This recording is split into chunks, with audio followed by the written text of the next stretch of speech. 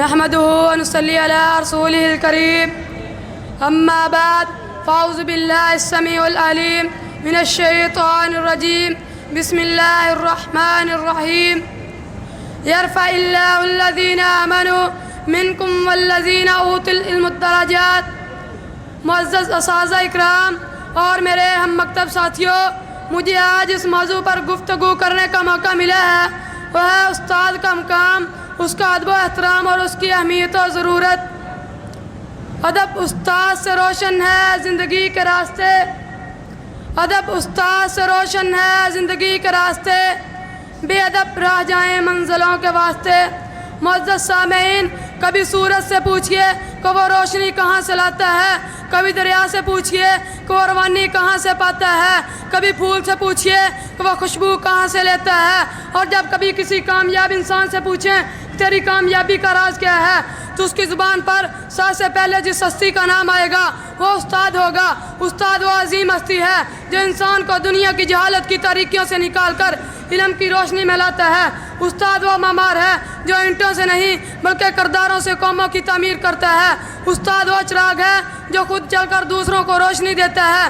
استاد وہ باغبان ہے جو پھول نہیں بلکہ انسان تیار کرتا ہے۔ سامعین محترم، اسلام نے آج استاد کے مقام کو اس قدر بلند کر دیا ہے کہ علم کو عزت اور اس کے معلم کو اس کی عظمت عطا فرمائی۔ اللہ تعالیٰ نے فرمایا یرفع اللہ الذین آمنوا منکم والذین اوتوا العلم درجات۔ اللہ تعالیٰ ایمان والوں اور علم والوں کے درجات بلند کرتا ہے۔ یہ آیت اعلان کر رہی ہے علم عزت کا راستہ ہے تو علم سکھانے والا عزت بانٹنے والا ہے۔ اللہ تعالیٰ ایک اور مقام پر فرماتے ہیں قُلْ هَلْ يَسْتَوِي الَّذِينَ يَعْلَمُونَ وَالَّذِينَ لَا يَعْلَمُونَ۔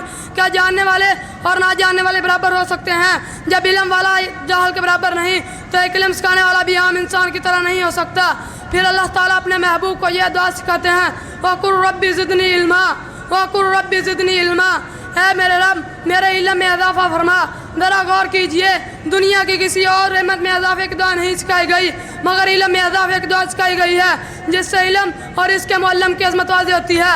اللہ تعالیٰ فرماتے ہیں انما یخشی اللہ من عبادہ العلماء۔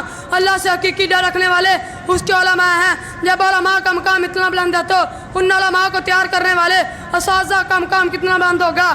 آئیے اب اس ہستی کو نبی کریم کی زبان مبارک سے سنتے ہیں۔ رسول اللہ صلی اللہ علیہ وآلہ وسلم نے فرمایا انما بعثت معلما، مجھے معلم بنا کر بھیجا گیا۔ یہ کوئی معمولی اعزاز نہیں کہ اللہ کے آخری نبی محمد صلی اللہ علیہ وآلہ وسلم نے اپنے منصب نبوت کے ساتھ تعلیم کو نمایاں فرمایا۔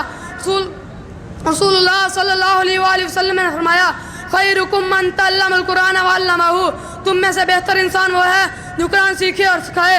گویا تم سے بہتر انسان وہ ہے جو قرآن خود بھی سیکھے اور دوسروں کو بھی سکھائے۔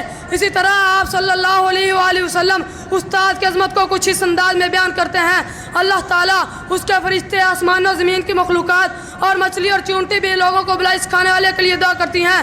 جس کے لیے زمین والے بھی دعا کریں اور آسمان والے بھی دعا کریں اس کا مقام کتنا بلند ہوگا۔ رسول اللہ صلی اللہ علیہ وآلہ وسلم نے فرمایا جو شخص علم حاصل کرنے کے راستے پر چلتا ہے اللہ تعالیٰ اس کے لیے جنت کا راستہ آسان کر دیتا ہے۔ اس راستے پر چلانے والا استاد ہی ہوتا ہے۔ میرے عزیز دوستو، تاریخ گواہ ہے کہ دنیا کی ہر عظیم شخصیت کے پیچھے کسی نہ کسی استاد کی محنت ضرور ہوتی ہے۔ استاد صرف سبق نہیں دیتا، وہ خواب دیتا ہے۔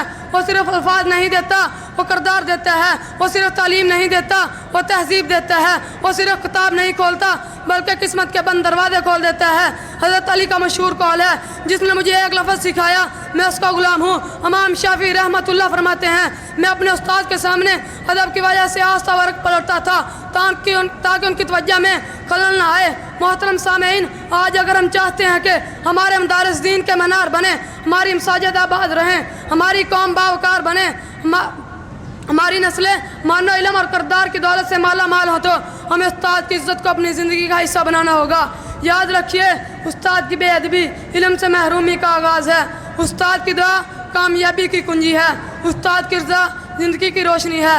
میں اپنی تقریر کا اختتام ان الفاظ پر کرتا ہوں سنیں روداد جب بھی ہم کسی کی کامیابی کی، سنیں روداد جب بھی ہم کسی کی کامیابی کی، ہر ایک روداد میں وہ مرکز کردار ہوتے ہیں، ہماری درس گاہوں میں جو استاد ہوتے ہیں حقیقت میں وہی تو قوم کی بنیاد ہوتے ہیں.